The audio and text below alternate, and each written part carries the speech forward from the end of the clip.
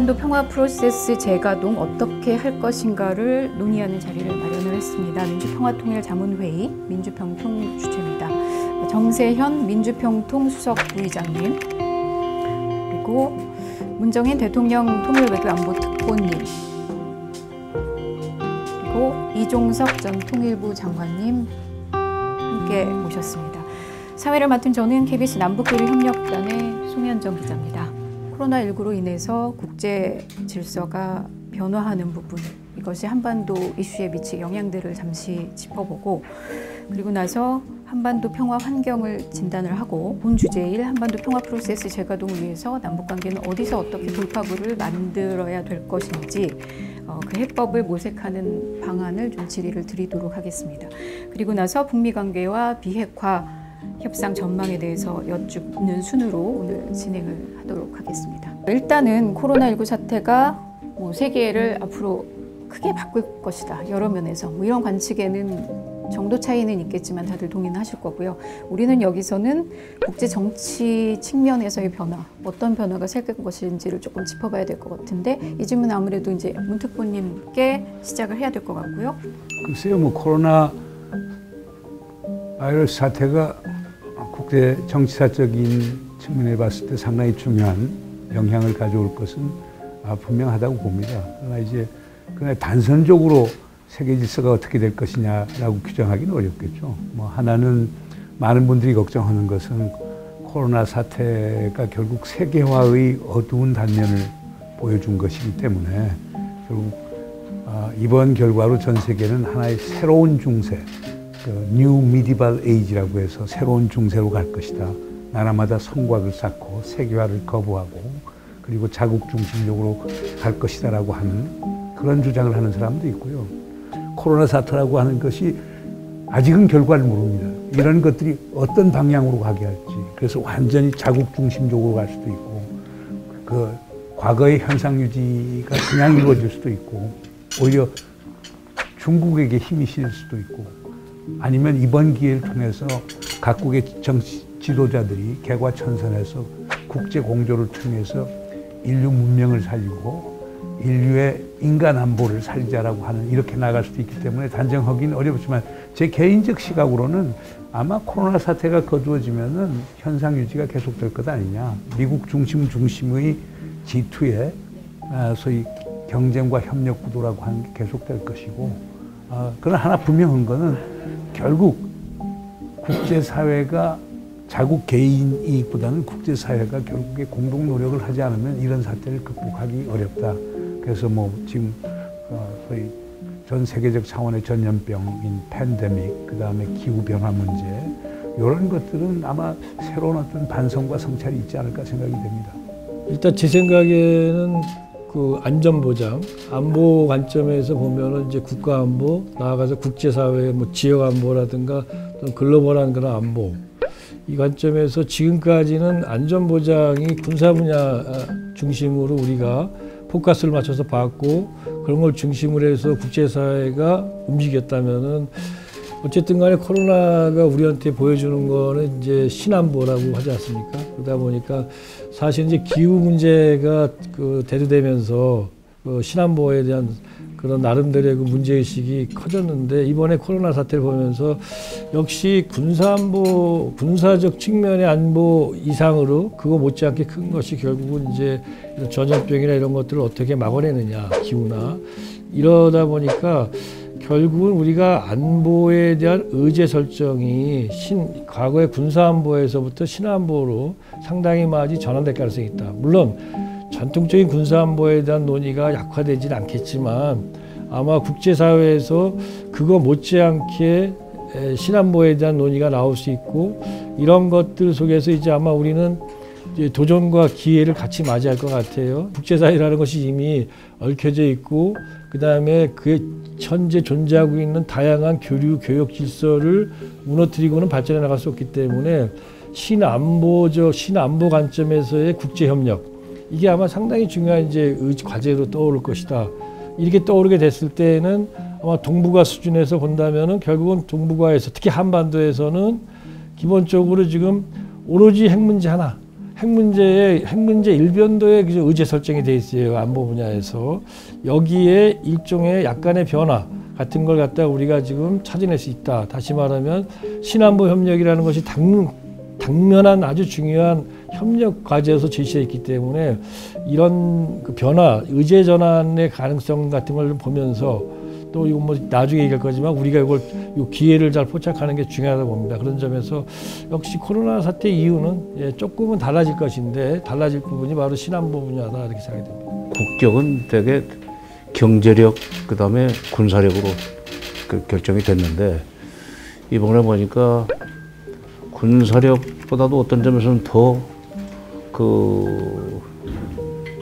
힘 있는 요소가 바로 방역력이더라고요.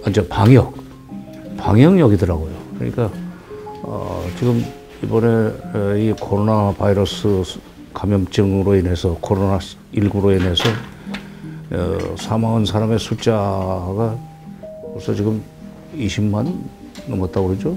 예.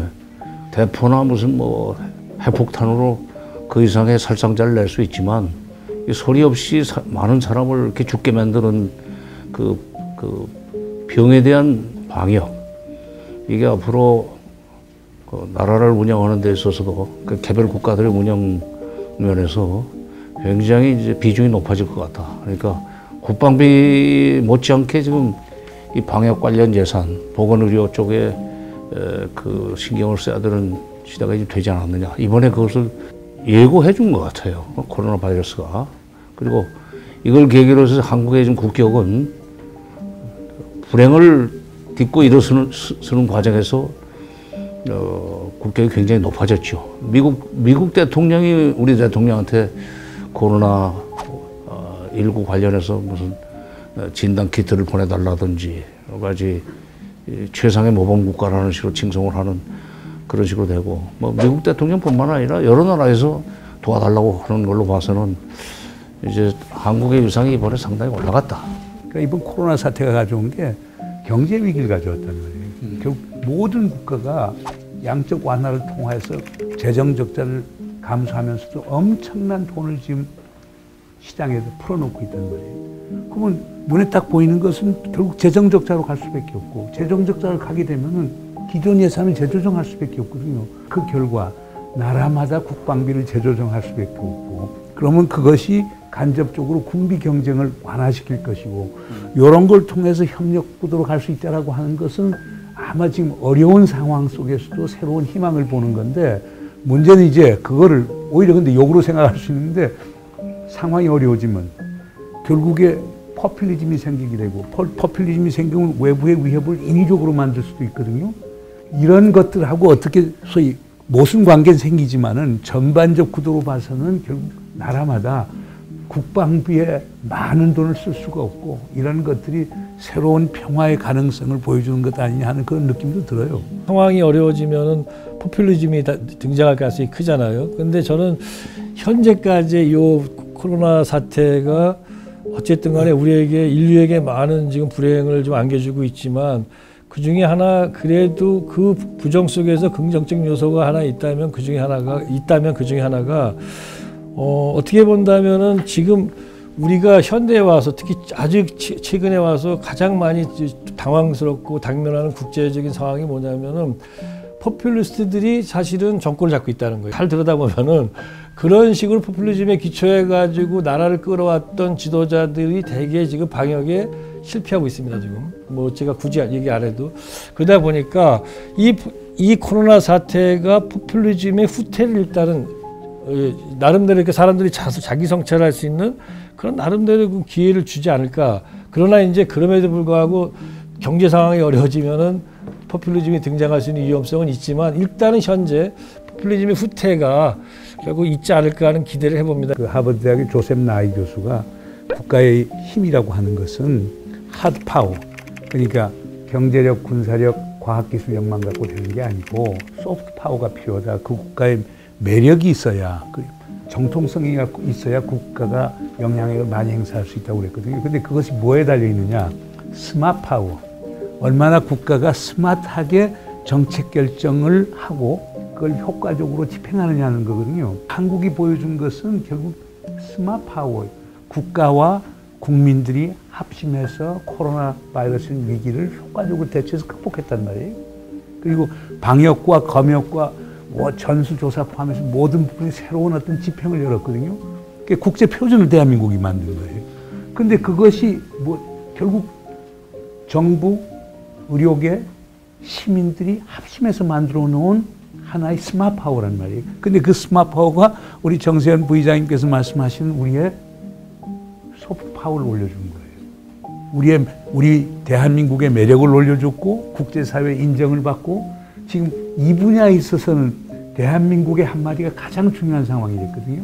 그러니까 이런 것들이 또 아까 사이 어려움 속에서 새로운 진흙 속에서 연꽃이 피듯이 우리 코로나 사태의 어려운 상황 속에서 이번 대한민국이 우뚝 서게 된 거죠. 참 어떻게 보면 참 다행스러운 일인데 얼마나 이걸 잘 유지하고 하는 게 중요하겠죠. 이 선례가 다른 나라 정치에도 아마 그 영향을 주리라고 롤모델이 될 것 같습니다. 그러니까 앞으로 다른 나라에서 포퓰리즘 가지고는 안 된다. 지금 포퓰리즘 대대적으로 그 해가지고 이번에 망한 게 아베 일본입니다. 또 뭐 트럼프 미국도 그 점에서는 자유로울 수가 없는데 어쨌건 이번 코로나 사태 그리고 우리 총선 이걸 통과하면서 한국이 소위 그 민주정치에 있어서도 새로운 롤모델로 부상을 할 수 있게 되지 않았나 하는 생각입니다.